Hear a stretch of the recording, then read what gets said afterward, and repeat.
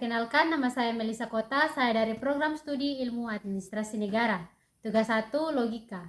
Soal pertama, term pada hakikatnya terbagi menjadi banyak jenis. Sebut dan jelaskan 3 macam term tersebut, sertakan juga contohnya. 2, jelaskan dan berikan contoh bentuk sesat pikir atau logical fallacy. Bagaimana agar terhindar dari logical fallacy? Jawaban soal pertama, dalam logika dan ilmu pengetahuan, term adalah kata atau kelompok kata yang digunakan untuk mewakili suatu konsep, objek, atau gagasan. Secara umum, term dapat diklasifikasikan ke dalam berbagai jenis.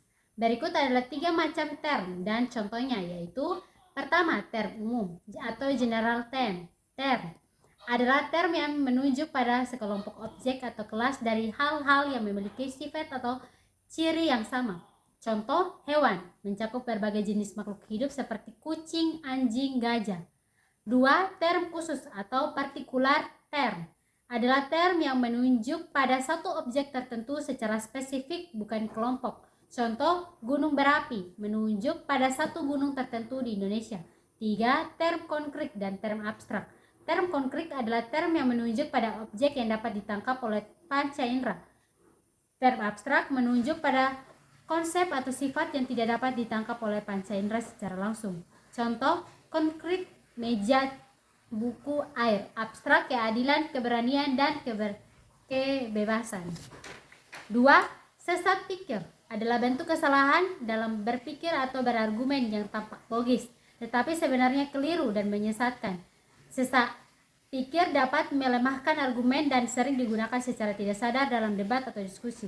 Contoh bentuk sesat pikir: ad hominem, menyerang pribadi lawan, bukan argumennya. Contoh, kamu nggak punya gelar ekonomi, jadi pendapatmu soal inflasi nggak penting.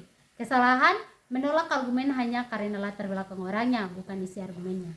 B. Strawman, menyalahartikan argumen lawan untuk membuatnya lebih mudah diserang. Contoh, dia bilang kita harus mengatur industri, berarti dia mau kita jadi negara komunis. Kesalahan, mengubah argumen lawan menjadi versi ekstrim yang tidak benar. C. False dilemma atau dikotomi palsu, menyatakan hanya ada 2 pilihan padahal ada alternatif lain. Contoh, kalau kamu tidak mendukung kebijakan ini, berarti kamu tidak cinta negara. Kesalahan, memaksa orang memilih salah satu dari 2 opsi yang tidak lengkap. Cara menghindari logical fallacy adalah: 1. Fokus pada argumen, bukan argumennya. 2. Periksa logika dan struktur argumen. 3. Cari alternatif lain sebelum menyimpulkan. 4. Gunakan sumber atau bukti yang sahih. 5. Latih berpikir kritis secara terus-menerus. Sekian dari saya, terima kasih.